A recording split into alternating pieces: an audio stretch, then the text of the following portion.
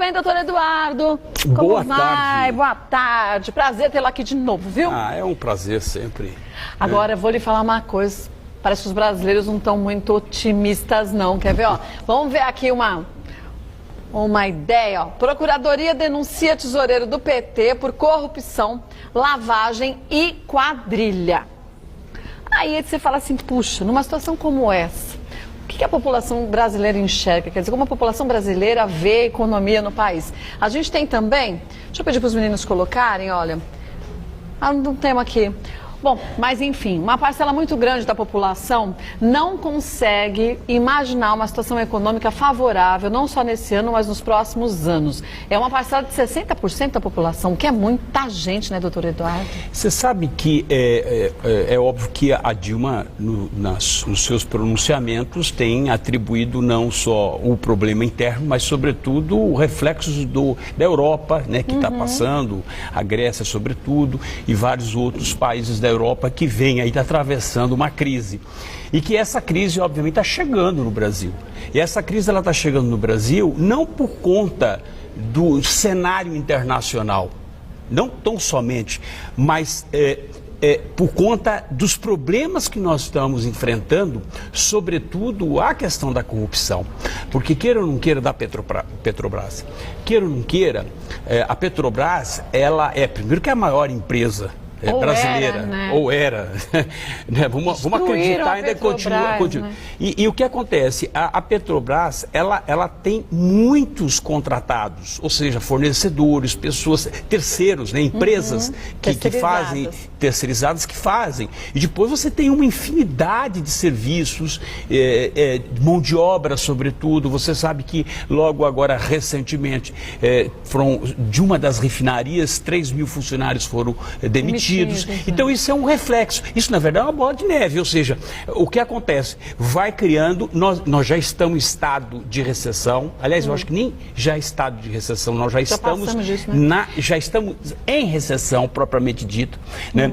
E eu acho que nós temos outros problemas que vão atingir diretamente o Brasil, porque o Brasil não se preparou. Então, mas se a gente viu que os Estados Unidos, que é um país que pelo menos a gente imagina, né, que seja muito organizado, principalmente com o trabalho preventivo, com o trabalho de educação. Se eles passaram por um período tão complicado, né, de economia, depois isso aconteceu também na Europa, não era inevitável imaginar que isso aconteceria no Brasil? Então, quer dizer, a Petrobras e todos os casos de corrupção pioraram muito, mas a corrupção complica a situação, mas não foi sozinha, quer dizer, a economia já ia ser abalada, como foi abalada no mundo todo, não é? Kátia, aí é uma questão até de logística.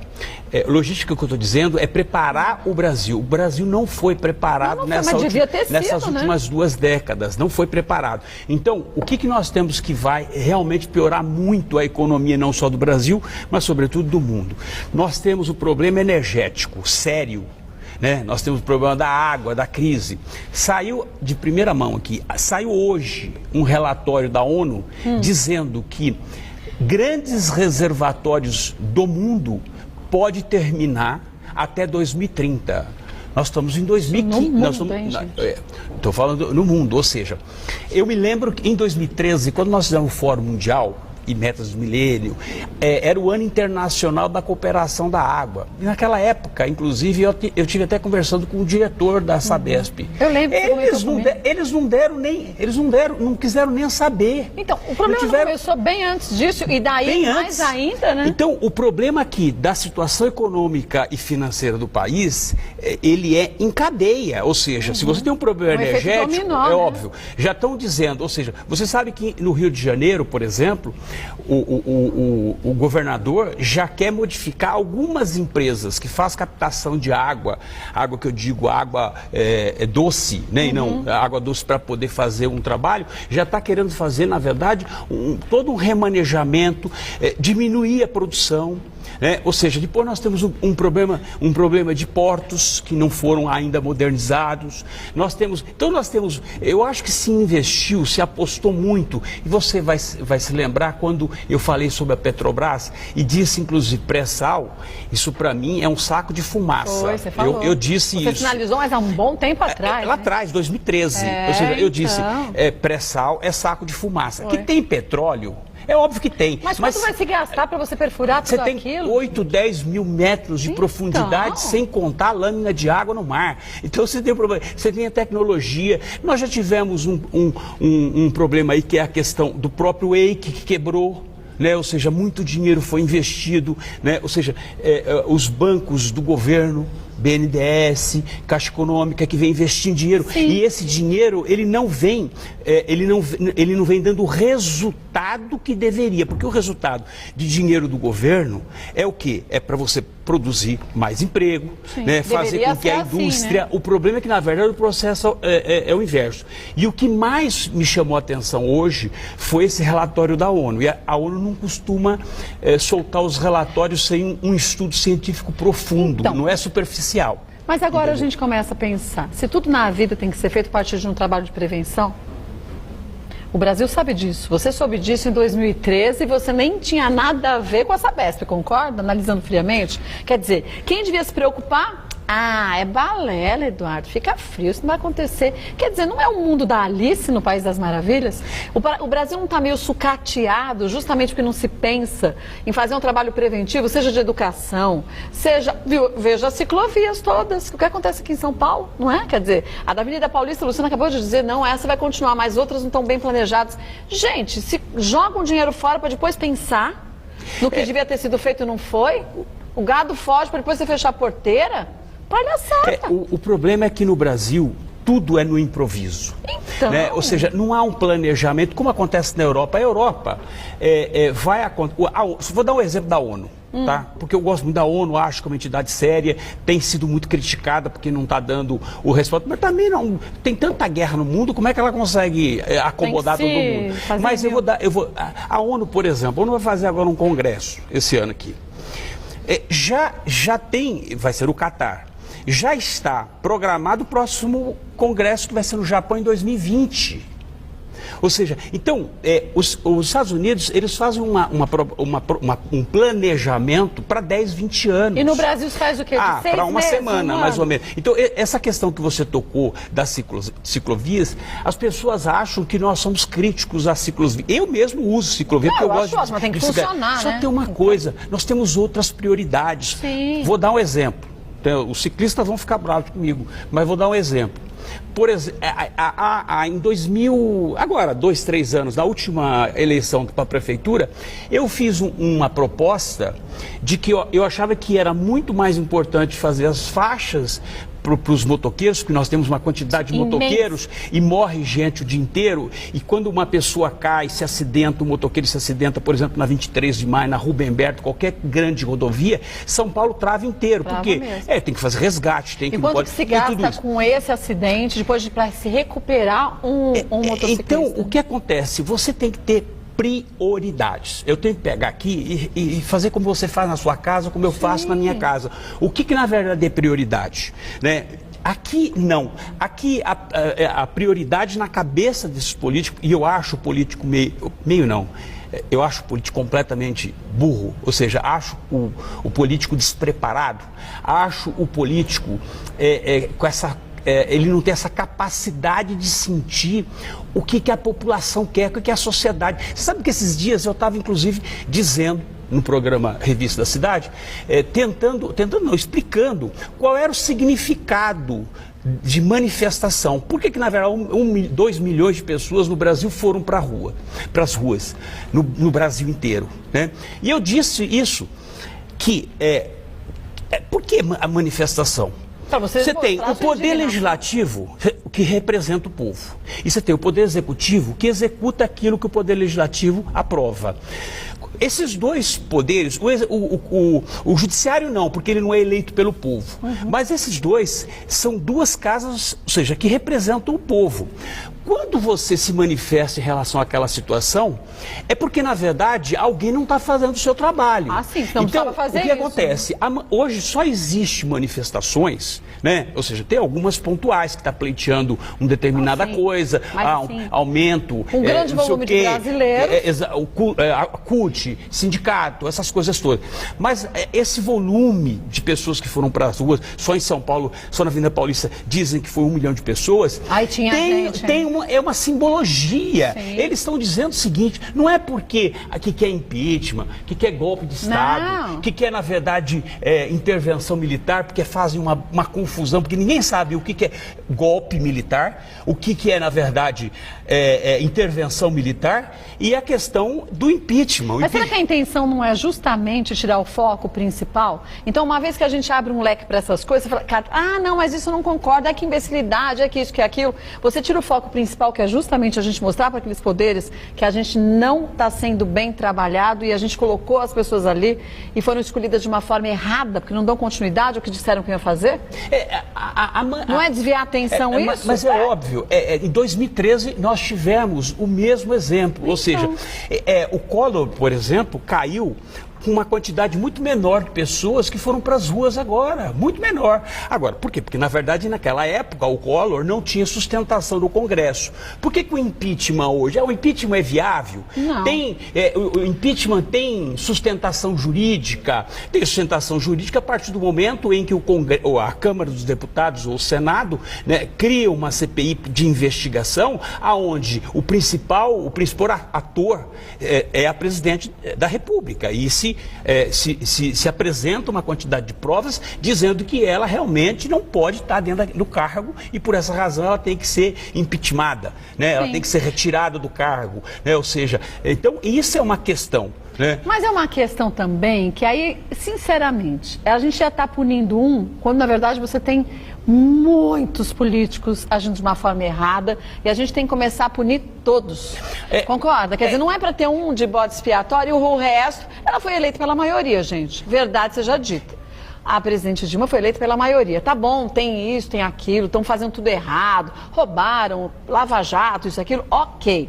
Só que isso que acontece. Eu acho que isso vai mostrar que a gente tem que ficar de olhos abertos, a gente tem que cobrar. Concorda? Você acha que os partidos vão querer que o impeachment seja feito? Sinceramente. Mas, Kátia, o problema não é impeachment, o problema é golpe de Estado. E golpe de Estado, as pessoas têm que ter isso muito claro, porque golpe de Estado é tirar o poder da presidente, ou seja, fechar o Congresso, né, tirar a presidente do poder à força. Esse é o golpe de Estado. Isso, na verdade, e vou falar para você, alguns que estão aí sustentando, e que eu respeito, acho que a liberdade de expressão todo mundo pode expressar, nem tem jeito para fazer isso, sabe? Por quê? Porque se você pegar quem deu o golpe em 64, ou morreu, ou na verdade está com Alzheimer, ou está em cadeira de roda, porque essa moçada que está aí agora, hoje assumindo, não tem nem experiência com isso. Acha que é fácil. E nem se permite fazer isso. Você tem outra forma de dar golpe de Estado, dar um golpe, por exemplo, nas urnas.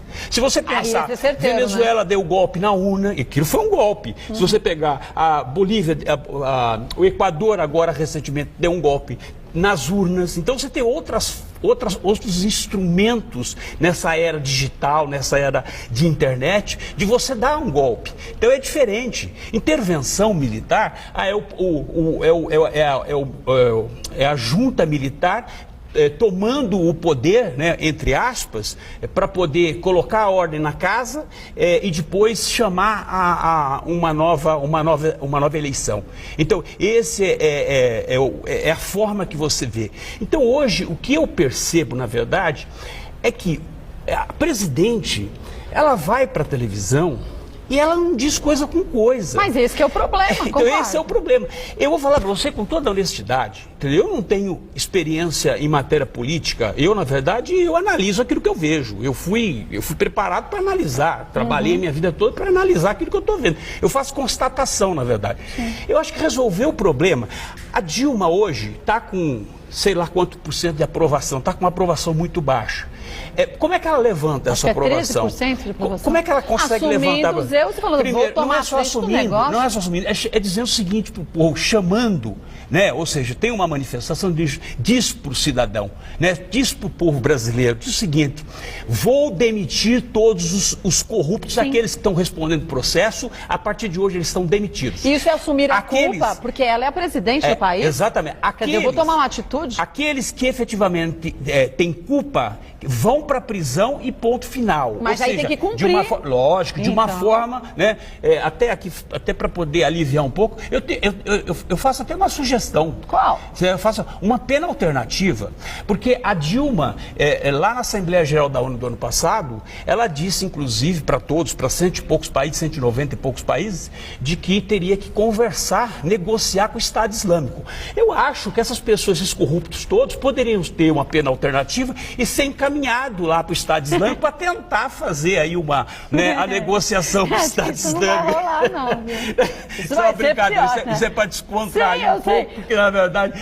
Mas você concorda que ela devia... Na verdade, ao invés de ficar falando, não, a imprensa, os meios de comunicação estão, na verdade, mostrando algo que não é o real. É falar, a situação está difícil, a situação é essa, se tem impunidade, vão acabar com a impunidade, tem corrupção, vão colocar os corruptos na cadeia, pronto, gente. E não é só isso, você tem que colocar gente competente. Sim, e aí você substitui por gente competente. O que acontece? Nós tivemos agora, recentemente, o Cid Gomes, ex-ministro da Educação. A única coisa que ele tinha que fazer é educação. Primeiro que ele não teve. E segundo, se esse homem fica no poder, daqui 2 anos, ele faz com essa moçada aí um Estado Islâmico. Porque da forma em que ele agiu... Ele agiu de uma terrível. Não é nem questão de ser grosseiro, de ser mal educado, de ser isso. Eu acho que foi de uma leviandade. Foi de uma... Tem gente que ele saiu aplaudido. E vou falar para você, eu vou fazer uma leitura. Vou fazer uma leitura. Okay. Quando ele foi anunciado, essa foi a leitura que eu fiz depois agora, com essa saída dele, eu acho que isso foi confirmado. Quando ele foi anunciado como ministro da Educação, eu falei assim, esse homem não é preparado. Uma batalha esse homem não é preparado para ser ministro da Educação, esquece. Pensei comigo, comentei com alguns amigos, tal, não sei o quê. Enfim, essa era a percepção que eu tinha naquele momento. Essa era a percepção. Quando ele fez esse discurso, quando ele fez esse discurso, aí eu tive a absoluta certeza de que ele não estava preparado. Mas você sabe o que eu acho que ele fez? Ele sentou na cadeira, percebeu que a coisa era mais embaixo, que ele não ia conseguir dar o resultado que ele pensava, e disse o seguinte, vou criar um fato.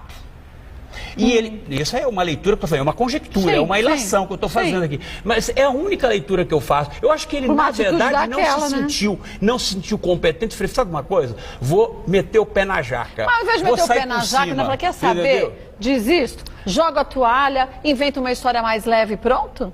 Eu acho que seria uma saída melhor do que sair desse jeito que foi uma coisa terrível. Mas não é, na verdade, a sensação que nós temos? Parece. Essa é a leitura que eu faço. Então é isso, ou seja, o Brasil está na situação, estamos já numa recessão e estamos caminhando para uma situação muito, muito pior. Eu já tinha anunciado isso em 2013. No Revista da Cidade, eu tinha falado, o Brasil está caminhando para uma situação que vai ser insustentável. Então, mas agora o que vai ter que acontecer? Quando a casa da gente, a gente fica 2, 3 dias sem fazer nada, de repente você tem que parar e arrumar tudo. Pois agora vão ter que arrumar o país inteiro, concorda? Vai ser sofrido, mas não vai ter outra saída. Eu acho que as pessoas têm que aprender a passar a lâmina na carne, entendeu? Ou seja, para sentir a dor e falar, eu tenho que fazer alguma coisa. O problema é que nós não temos esse hábito de passar. A gente passa a lâmina na carne do outro. Mas sabe quando a água bate? Aí a gente aprende. E a gente, infelizmente, agora a gente já está passando por isso. Então, cada um dentro da sua casa, dentro do seu conceito do que é ser um cidadão, vai ter que pensar nisso. A carne já está sendo cortada, de que jeito cada um vai se impor, e eu espero, de coração mesmo, não votei nela, mas espero que a nossa presidente tenha uma atitude diferente, porque aí sim vai mostrar que a maior parte dos brasileiros fez uma boa escolha, concorda? Olha, simplesmente perdemos controle, eu achei que fosse uma coisa, vai ser outra, a situação vai ser difícil, vou fazer o melhor, vamos acabar com a corrupção, concorda? Todos que foram... foi dito que roubaram, que agiram de má fé, isso e aquilo, operação Lava Jato, operação isso, operação aquilo. Se for comprovado que roubou e desviou dinheiro, vai ser preso. Vai ter uma medida judiciária e pronto, e faz valer. Mas para fechar, eu vou fazer aqui é a leitura que eu faço em relação ao Brasil. O Brasil, depois de toda essa corrupção, sem ser pessimista, porque eu na verdade faço constatação, eu tenho que fazer, é o que eu falo, eu coloco o cadáver e faço uma radiografia de o que aconteceu, do que ele morreu. Eu acho que o Brasil, para começar a melhorar, vai levar o mesmo tempo que os militares que nós levamos para poder tirar. Nós vamos levar 2 décadas para recuperar a Petrobras, nós vamos levar 2 décadas para recuperar esse país politicamente, né, juridicamente, porque hoje nós estamos numa situação bastante delicada, nós estamos na linha limítrofe. Mas entendeu? Isso se a gente começar já, né? Agora. Porque quanto tem mais tempo demorar, mais tempo para a gente ver esse país organizado. Vou passar os contatos do doutor Eduardo César Leite, que é advogado. Pode entrar em contato com ele através do Facebook, que é Eduardo César Leite. E lá você tem as informações. E também sempre no Revista da Cidade, né, doutor? Sempre. Estou informando lá, a gente. Terças-feiras com a Regiana, aquela pessoa maravilhosa. E você faz tempo já. Eu estou desde 2012. Então eu sei. A gente conversa na maquiagem. Sim, passa, não dá para a gente perder tempo, não. Na vida. Obrigada. Tchau, sucesso tudo sempre, bom. Obrigado, viu, para nós. Todos. Lembrando, gente, que é uma visão necessária que a gente tem que ter, viu? Pensando direitinho qual a situação real do nosso país, sem a gente florear muita coisa.